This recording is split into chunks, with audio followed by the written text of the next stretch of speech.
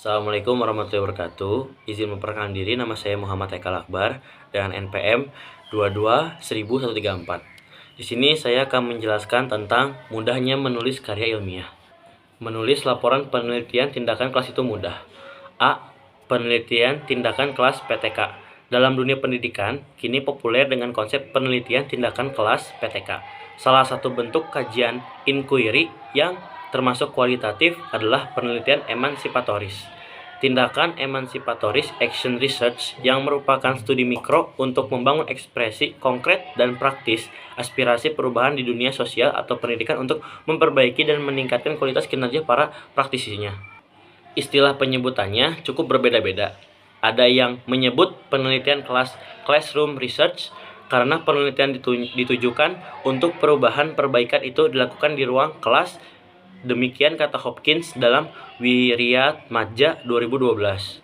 Hopkins memberikan pengertian penelitian tindakan kelas untuk mengidentifikasi penelitian yang mengombinasikan prosedur penelitian dengan tindakan substantif untuk memahami apa yang sedang terjadi terlibat dalam sebuah perbaikan dan perubahan. Rappaport mengartikan penelitian tindakan kelas untuk membantu seseorang dalam mengatasi secara praktis persoalan yang dihadapi dalam situasi darurat dan membantu pencapaian tujuan ilmu sosial dengan kerjasama dalam kerangka etika yang disepakati bersama Wiryadmadja 2012. PTK yang dilakukan oleh guru merupakan kegiatan reflektif dalam berpikir dan bertindak dari guru. Secara filosofis, PTK berawal di Barat. Tokohnya yang dikenal sebagai Bapak Penelitian Tindakan adalah Kurt Lewin, terutama untuk bidang penelitian psikologi, sosial, dan pendidikan. Dengan menggunakan PTK, seorang guru dituntut untuk bertindak profesional, yakni guru yang memiliki kemampuan dan mengajar sesuai dengan profesinya dengan memiliki karakter. Yang pertama, memiliki wawasan yang luas mengenai pekerjaannya dalam konteks masyarakat dan lingkungan. Yang kedua, berpartisipasi dalam kegiatan-kegiatan profesional keguruan seperti kelompok guru, konferensi guru, seminar, dan lain-lain. Yang ketiga, memiliki kepedulian untuk menjalinkan teori dengan praktik. Yang keempat, bersikap inovatif di dalam kelas. Kita lanjut ke bagian selanjutnya, yaitu B, contoh rencana penelitian tindakan kelas. Kita ambil saja contoh mata pelajaran matematika di sekolah dasar. Selanjutnya perlu dipersiapkan rancangan oleh guru, yaitu yang pertama, rencana tahap 1. Guru perlu merencanakan antara lain, yang pertama, perkalian bilangan berapa yang akan dihafal berturut-turut dalam urutan pertemuan. Yang kedua, bagaimana bentuk perkaliannya. Yang ketiga, berapa macam kartu. Yang keempat, siapa yang membuat. Dan yang kelima, berapa waktu yang diperlukan, dan seterusnya. Nah, dan yang kedua, rencana tahap kedua ini, guru bersama-sama dengan siswa membicarakan proses yang akan terjadi jual beli berlangsung. Yang ketiga, rencana tahap 3. Pada tahap ini, guru menyiapkan alat untuk melakukan dan mencatat pengamatan. Dan yang keempat, rencana tahap 4 ini, pada bagian ini guru sudah sampai pada tahap refleksi atas hasil penelitian. Selanjutnya, C. Proposal penelitian tindakan kelas. Laporan penelitian merupakan manifestasi dari kegiatan seseorang peneliti yang sudah melakukan kegiatan penelitiannya berdasarkan proposal yang telah disiapkan. Usulan penelitian adalah apa yang akan dilakukan oleh peneliti, sedangkan laporan adalah apa yang sudah dilakukan oleh peneliti.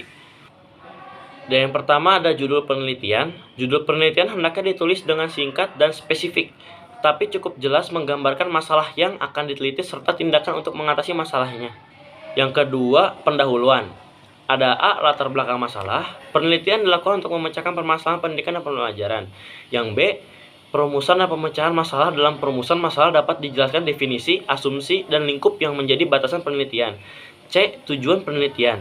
Sampaikan atau uraikan secara singkat tujuan penelitian yang ingin dicapai berdasarkan permasalahan yang dikemukakan. Dan yang terakhir D. Manfaat penelitian. Uraikan kontribusi hasil penelitian tentang kualitas pembelajaran sehingga tampak manfaatnya bagi siswa, guru, dan komponen pendidikan di sekolah terkait. Dan yang ketiga ada kajian pustaka. Uraikan dengan jelas kajian teori dan pustaka yang menumbuhkan gagasan dan menjadi dasar usulan rancangan penelitian. Keempat, metodologi penelitian. Metodologi penelitian merupakan prosedur penelitian yang akan dilakukan. Kelima, jadwal pelaksanaan penelitian. Buatlah jadwal kegiatan penelitian meliputi persiapan, perencanaan, pelaksanaan, dan penyusunan laporan hasil penelitian. Yang keenam, daftar pustaka. Daftar pustaka disusun dengan menggunakan pedoman yang berlaku. Selanjutnya kita ke D, penyusunan laporan penelitian tindakan dalam menyusun PTK harus mengikuti garis besar sistematika yang biasa digunakan. Dalam menyusun PTK harus mengikuti garis besar sistematika yang biasa digunakan. Berikut adalah cara menulis artikel jurnal ilmiah. A. Mengenali artikel ilmiah. Makalah atau artikel ilmiah adalah sebuah laporan tertulis dan diterbitkan yang menggambarkan hasil penelitian asli. B. Persiapan sebelum menulis artikel ilmiah. Sebelum melakukan penulisan karya ilmiah, seyogianya penulis harus mempersiapkan hal-hal berikut. Yang pertama, harus banyak membaca artikel yang baik untuk bisa menghasilkan hasil karya ilmiah yang baik. Penulis mesti banyak membaca artikel ilmiah yang baik dari jurnal terkenal. Yang kedua, cari topik yang sedang viral atau hot topic. Yang ketiga, tentukan metode yang sesuai. Yang keempat, tentukan jurnal dan pembaca yang akan dijadikan target. Hal ini berarti bahwa penulis harus memperhatikan kecenderungan dari sebuah jurnal, apakah sesuai atau tidak dengan tema kajian yang akan ditulis. Komponen-komponen artikel ilmiah. Untuk menulis karya ilmiah yang berkualitas, seorang penulis harus memperhatikan beberapa komponen penting yang harus ada di dalam makalah ilmiahnya. Tips dan trik membuat tulisan yang baik, yaitu menulis yang baik hakikatnya yakni bagaimana membuat karya tulis yang bisa dipahami dengan mudah oleh pembaca. Dan yang berikutnya ada cara menerbitkan artikel ilmiah di jurnal terindeks. Tujuan dari menulis artikel ilmiah adalah terbit pada jurnal. Indeks internasional. Scopus sebagai salah satu pengindeks internasional lebih familiar untuk penulis dan peneliti di Indonesia. Yang A, pemilihan jurnal. Ada beberapa faktor yang harus diperhatikan berkaitan dengan pemilihan jurnal. Pertama, tujuan dan cakupan dari sebuah jurnal. Kedua, sesuai dengan bidang kajian. Ketiga, akses terbuka atau sistem pelanggan biaya. Yang D adalah jenis publikasi.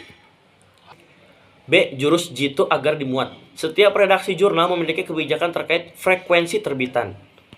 Selanjutnya adalah menulis artikel populer di media massa. A. Pengertian artikel populer. Para penulis di media cetak dan pembacanya pasti mengenal jenis tulisan opini atau artikel opini. Yang B. Teknik menulis artikel populer. Sudah jadi rahasia umum, dalam pelatihan-pelatihan menulis atau workshop kepenulisan selalu ada peserta yang bertanya bagaimana teknik menulis atau secara spesifik, bagaimana teknik menulis artikel populer di media cetak.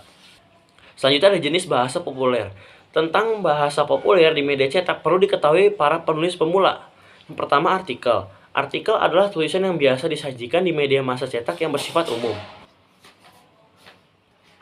Yang kedua, esai. Esai adalah karangan atau tulisan yang mirip artikel.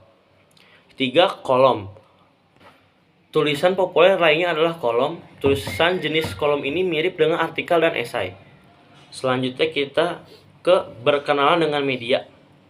Yang pertama, menentukan media cetak dan online yang akan dipilih. Apabila sudah memiliki tulisan, jangan segan-segan untuk mencobanya berkirim ke media cetak. Yang kedua, surat pengantar dan data diri. Setelah mengetahui jenis dan karakter media cetak, seorang penulis artikel harus pula mengetahui cara mengirimkan tulisannya. Yang ketiga, nasib tulisan. Bagi seorang penulis, termuatnya tulisan di media cetak adalah sebuah kebahagiaan.